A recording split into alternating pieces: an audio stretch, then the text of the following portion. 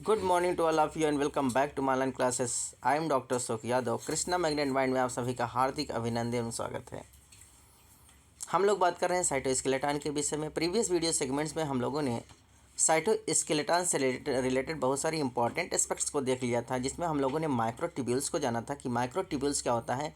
यह साइटोस्केलेटन का एक भाग होता है जो अल्फ़ा और बीटा नामक ट्यूबुलिन प्रोटीन के सब यूनिट से मिलकर बना होता है। ये अगर हम इसके नेचर की बात करें तो ये माइक्रोस्कोपिक होता है, ट्यूब लाइक स्ट्रक्चर होता है ना, which extend through out the cytoplasm, पूरे साइटोप्लाज्म में देखने को मिलता है। तो आज इस वीडियो सेगमेंट से हम लोग माइक्रोट्यूब्यूल्स कुछ इंपॉर्टेंट फंक्शंस को देखेंगे कि ये माइक्रोट्यूब्यूल्स हमारे साइटोप्लाज्म के अंदर, हमारे सेल के अंदर क्या इंपॉर्टेंट रोल प्ले करता है। तो आइए समय ज़ाया न करते हुए स्टार्ट करते हैं वीडियो का और देखते हैं क्या है कुछ खास इसमें। माइक्रोट्यूब्यूल्स फंक्शन क्या बात करते हैं हम लोग बात करेंगे माइक्रोट्यूब्यूल्स के फंक्शंस के विषय में कि माइक्रोट्यूब्यूल्स का फंक्शन क्या है। तो इसका सबसे पहला जो फंक्शन हम देख रहे हैं वो सेल मूवमेंट है। क्या है पहला फंक्शन अगर हम बात करें, that is the cell movement. क्या है ये? Cell movement. ठीक, एक मिनट, थोड़ा सा इसे कलर की बात, हम कलर में मिस्टेक आ रहा है तो हम कलर देख लेते हैं, है ना। चलिए, तो क्या है पहला? Cell movement. Microtubules gives structures to cilia and flagella. किसी भी ऑर्गेनिज्म का जो सिलिया और फ्लैजिला होता है वो माइक्रोट्यूब्यूल्स के फ्रेमवर्क पर ही बना होता है। माइक्रोट्यूब्यूल्स के सांचे पर ही सिलिया और फ्लैजिला का निर्माण होता है। Cilia and flagella both are the locomotory organelles. ये दोनों क्या होते हैं? लोकोमोटरी ऑर्गेनल्स होते हैं, जिसके द्वारा किसी ऑर्गेनिज्म का मूवमेंट होता है, प्रचलन होता है। तो जो ये फ्लैजिला और सिलिया होता है, इसके फॉर्मेशन में इसका जो ढांचा होता है, जो इसका सांचा होता है, इसका जो फ्रेमवर्क होता है, इस फ्रेमवर्क को बनाने का काम कौन करता है? माइक्रोट्यूब्यूल्स। तो microtubules gives structures to cilia and flagella. Cilia और फ्लैजिला का जो स्ट्रक्चर्स होता है वो कौन देता है? वो देता है माइक्रोट्यूब्यूल्स। ठीक, they also facilitate the contraction and expansions of the cell, helping them to move from one place to the another. अर्थात इनका क्या काम होता है? ये कॉन्ट्रैक्शन और एक्सपेंशन का भी काम कराते हैं। अर्थात सेल के अंदर जो कॉन्ट्रैक्शन होता है, सिकुड़न, अर्थात उसके अंदर जो संकुचन होता है, contraction as well as the expansion, अर्थात सिकुड़ना और फैलना सेल के अंदर, ये दोनों प्रक्रियाएं किसकी हेल्प से होते हैं? With the help of the microtubules. और इसी की वजह से इनमें मूवमेंट होता है from one place to the another place. अर्थात एक प्लेस से दूसरे प्लेस तक जाने के लिए जो गमन की प्रक्रिया होती है, it is facilitated by the microtubules in the form of the contraction and the expansions of the cell ना। तो कॉन्ट्रैक्शन और एक्सपेंशन जो सेल के अंदर होता है, it is done with the help of the microtubules. तो ये इसका इंपॉर्टेंट रोल क्या रहा सेल के मूवमेंट में, अर्थात सेल का मूवमेंट कराने में इसका इंपॉर्टेंट रोल है। साथ ही साथ सिलिया और फ्लैजिला का जो फ्रेमवर्क होता है यही बनाता है। सिलिया और फ्लैजिला का जो स्ट्रक्चर बनता है वो माइक्रोट्यूब्यूल्स के सांचे पर ही बनता है। तो पहला फंक्शन ये रहा। अगर हम दूसरे फंक्शंस की बात करें तो दूसरे फंक्शन में अगर हम देखें तो क्या होगा? Cell division. क्या है? Cell division. Microtubules play a major role in forming the mitotic spindle. Cell division के समय जो स्पिंडल फाइबर बनता है, वो स्पिंडल फाइबर बनाने का काम कौन करता है? माइक्रोट्यूब्यूल्स। अर्थात माइक्रोट्यूब्यूल्स के द्वारा ही स्पिंडल फाइबर का फॉर्मेशन होता है ड्यूरिंग द सेल डिवीजन, अर्थात माइटोटिक डिवीजन के समय। और ये जो स्पिंडल फाइबर्स होते हैं बच्चों, ये क्रोमोसोम को सेपरेट करने का काम करते हैं, साथ ही साथ एक अलाइनमेंट में लाने का काम करते हैं, इसको ऑर्गेनाइज करने का काम करते हैं। तो स्पिंडल फाइबर किसके द्वारा बनता है? माइक्रोट्यूब्यूल्स के द्वारा बनता है। और ये स्पिंडल फाइबर का काम माइटोटिक डिवीजन में आपको देखने को मिलेगा। कब देखने को मिलता है? जब जो क्रोमोसोम होते हैं उस क्रोमोसोम को सेपरेट करने के लिए उनका काम होता है, और साथ ही साथ उनको एक अलाइनमेंट में लाने के लिए जो स्पिंडल फाइबर होते हैं उसको खींच कर ले आते हैं एक अलाइनमेंट में, और इनको सेपरेट आउट करने का काम करते हैं कौन? Spindle fibre. तो स्पिंडल फाइबर बनाने का काम किसका होता है? वो होता है माइक्रोट्यूब्यूल्स का at the time of the cell division. These mitotic spindle organize and separate the chromosome during the cell division. जैसा कि मैंने अभी बताया, ये माइटोटिक स्पिंडल्स जो होते हैं या स्पिंडल फाइबर जो होते हैं, सेल डिवीजन के समय क्रोमोसोम को सेपरेट आउट करने का काम करते हैं, और साथ ही साथ इसको ऑर्गेनाइज करने का काम करते हैं, उसको एक अलाइनमेंट में फिक्स करने का काम करते हैं। ठीक, तो ये तो रहा दूसरा इंपॉर्टेंट। तीसरी इंपॉर्टेंट की बात करें तो सेल ट्रांसपोर्टेशन, बहुत ही इंपॉर्टेंट फंक्शन है इसका। Microtubules at the movement of the organelles inside the cytoplasm of the cell. Cell के अंदर, साइटोप्लाज्म के अंदर सेल ऑर्गेनल्स का जो मूवमेंट होता है उसको परफॉर्म कराने का काम माइक्रोट्यूब्यूल्स का होता है। They also help the various areas of the cell to communicate with the each other. अर्थात उनके अंदर सेल के अंदर का जो कम्युनिकेशन होता है, उनके एक दूसरे के प्रति जो कम्युनिकेशंस की प्रक्रिया होती है, it is also with the help of the microtubules.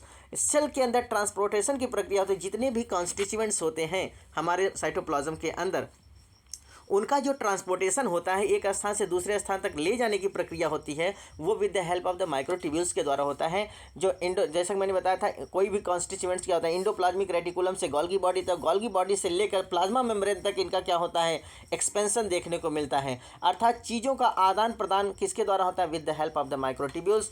तो सेल के अंदर जो ऑर्गेनेली होती हैं उनके बीच में मूवमेंट कराना, साथ ही साथ इनके बीच का कम्युनिकेशन कराना, ये किसका काम होता है, माइक्रोट्यूब्यूल्स का इंपॉर्टेंट काम होता है। तो इसके इंपॉर्टेंट काम कौन हुआ है, सेल के मूवमेंट कराने में, सेल के डिवीजन के समय स्पिंडल फाइबर का फॉर्मेशन करने के लिए, और ये स्पिंडल फाइबर क्रोमोसोम को सेपरेट आउट करता है, उनको ऑर्गेनाइज करता है, उनको एक अलाइनमेंट में लाने का काम करता है with the help of the, और ये स्पिंडल फाइबर कौन बनाता है, माइक्रोट्यूब्यूल्स बनाता है। सेल के ट्रांसपोर्टेशन में माइक्रोट्यूब्यूल्स का बहुत इंपॉर्टेंट काम होता है, जो इंडोप्लाज्मिक रेटिकुलम से गोल्गी बॉडी से प्लाज्मा मेम्ब्रेन तक एक्सटेंशन देखने को मिलता है, ये एक्सटेंड करते हैं और चीज़ों का आदान प्रदान करते रहते हैं। ऑर्गेनल्स के बीच में क्या करते हैं, वो मूवमेंट कराते हैं, और सेल के बीच में कम्युनिकेशन कराने का काम किसका होता है, ये माइक्रोट्यूब्यूल्स का काम होता है। चौथा जो इम्पोर्टेंट रोल है वो क्या है, इंट्रासेलुलर ऑर्गेनाइजेशन ऑफ माइक्रोट्यूब्यूल्स। आइए बात करते हैं इंट्रासेलुलर ऑर्गेनाइजेशन ऑफ माइक्रोट्यूब्यूल्स, है ना। In the cytoplasm microtubules form a structural network. Cytoplasm के अंदर जो माइक्रोट्यूब्यूल्स होता है, ये स्ट्रक्चरल नेटवर्क बनाता है, एक जाल बनाता है ना। क्या बनाता है, एक स्ट्रक्चरल नेटवर्क बनाता है, संरचनात्मक एक जाल बनाता है ना, किसके अंदर, cytoplasm. The function of the cytoskeleton in microtubules includes chromosome segregation, transportation, mobility and the mechanical support. देखिए बहुत इंपॉर्टेंट चीज़ है, कह रहा है कि अगर हम साइटोस्केलेटन का फंक्शन देखें तो साइटोस्केलेटन हम लोगों ने देखा था कौन कौन आते हैं, उसमें आता है, मैंने बताया था माइक्रोट्यूब्यूल्स आता है ना। इसके बाद क्या आता है, माइक्रोफिलामेंट और इंटरमीडिएट फिलामेंट, 3 प्रकार की चीज़ें हैं साइटोस्केलेटन में। तो इन सब का इंपॉर्टेंट रोल पूछ रहा है, बता रहा है कहाँ होता है साइटोस्केलेटन को। अगर हम देखें तो इन the form of the microtubules के रूप में इसका जो इंपॉर्टेंट फंक्शन है वो क्या है, क्रोमोसोम के सेपरेशन। जैसे कभी बताया कि जो स्पिंडल फाइबर बनता है, वो स्पिंडल फाइबर क्या करता है, क्रोमोसोम को सेपरेट आउट करने का काम करता है, उसको अलाइनमेंट में लाने का काम करता है। तो क्रोमोसोम के सेपरेशन में इनका बहुत बड़ा काम है। ट्रांसपोर्टेशन, अर्थात जितने भी कंसिस्टेंसी होते हैं, जितने भी कॉन्स्टिट्यूएंट्स होते हैं साइटोप्लाज्म के अंदर, उनका जो आदान प्रदान होता है, एक स्थान से दूसरे स्थान तक ट्रांसपोर्टेशन कराना, ले आना, ले जाना, ये सब काम कौन कराता है, माइक्रोट्यूब्यूल्स कराता है। मोबिलिटी, अर्थात मूवमेंट कराना, सेल के बीच का जो मोबिलाइजेशन होता है, जो सेल मूवमेंट होता है, वो कौन कराता है, माइक्रोट्यूब्यूल्स कराता है। और मैकेनिकल सपोर्ट भी कौन कराता है, माइक्रोट्यूब्यूल्स। ये इसके इंपॉर्टेंट फंक्शन है, कौन कौन, chromosomal separation, that is the chromosomal segregation, transportation, mobility as well as the mechanical support. ये किसके द्वारा परफॉर्म होता है, ये with the help of the microtubules के द्वारा होता है। कहाँ होता है, साइटोप्लाज्म के अंदर होता है। इट कैन आइदर श्रिंक, यहाँ से देखिए अब, इट कैन आइदर श्रिंक और grow to generate energy which is due to the presence of the motor proteins. बहुत इंपॉर्टेंट चीज़ है, ये क्या करता है, एनर्जी को जनरेट करता है ना। अर्थात श्रिंक करना या एनर्जी को ग्रो करना, जनरेट करना, इसका इंपॉर्टेंट रोल होता है। और ये किसकी सहायता से होता है, with the help of the motor proteins. ये मोटर प्रोटीन्स जो होते हैं, जैसा कि मैंने बात किया, अल्फा ग्लोबुलिन, क्या आपने देखा, अल्फा ट्यूबुलिन, बीटा ट्यूबुलिन, है ना, डाइनी, यहाँ देखिए ये चारों इंपॉर्टेंट, आप इसको रिमार्क कर लेंगे कौन कौन है। एक मिनट मैं आपको बताता हूँ। ये देखिए alpha tubulin, beta tubulin, dynein और काइनेसिन, ये चारों इंपॉर्टेंट जो प्रोटीन होते हैं, ये इस फंक्शन को परफॉर्म कराने के लिए इंपॉर्टेंट रोल प्ले करते हैं, ठीक है ना। तो ये काम कौन कराता है, मोटर प्रोटीन कराते हैं। और ये मोटर प्रोटीन क्या कराते हैं, एनर्जी को जनरेट कराने का काम करते हैं, उसको श्रिंक कराने का काम कौन करते हैं, ये माइक्रोट्यूब्यूल्स के द्वारा होता है with the help of the motor proteins. ठीक, आगे देखेंगे।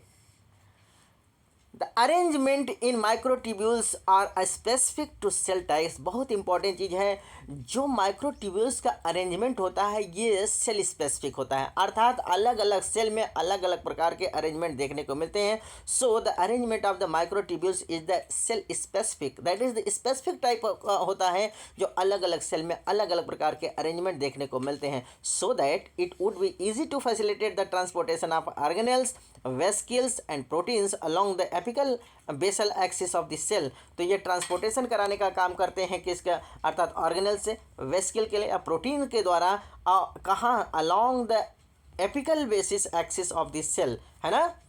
The they play a vital role in the cell migration as well. बहुत इंपॉर्टेंट चीज़ है, अर्थात इनका काम क्या होता है, सेल के माइग्रेशन कराने में, अर्थात प्रव्रजन करा, एक स्थान से दूसरे स्थान तक जाने को ही हम माइग्रेशन कहते हैं। तो इनका सबसे vital role, that is the important role क्या होता है, सेल का माइग्रेशन कराना भी इनका इम्पॉर्टेंट रोल होता है। तो it is all about the functions of the microtubules. पिछले वीडियो सेगमेंट्स में हम लोगों ने माइक्रोट्यूब्यूल्स के स्ट्रक्चर्स को देखा था, माइक्रोट्यूब्यूल्स किसका बना होता है इसके विषय में हम लोगों ने देखा, तो इसका डेफिनेशन को देखा था। आज के वीडियो सेगमेंट्स हम लोगों ने डिस्कस किया है माइक्रोट्यूब्यूल्स के फंक्शंस के विषय में। उम्मीद है कि ये वीडियो लेक्चर आपको बहुत अच्छे समझ में आया होगा। अगर बच्चों हमारा वीडियो सेगमेंट्स आपको समझ में आए तो ज़्यादा से ज़्यादा हमारे चैनल पर जाएं और कमेंट बॉक्स में ओके लिखें, जिससे हमको ये समझ में आए कि ये जो वीडियो सेगमेंट्स है आपके लिए बहुत ज़्यादा हेल्पफुल है। कल के वीडियो सेगमेंट्स में हम लोग डिस्कस करेंगे साइटोस्केलेटन का दूसरा टाइप्स, जिसको हम माइक्रोफिलामेंट कहते हैं, है ना। तो कल के वीडियो सेगमेंट्स में हम लोग माइक्रोफिलामेंट को बहुत अच्छे से देखेंगे। तब तक के लिए बच्चों धन्यवाद।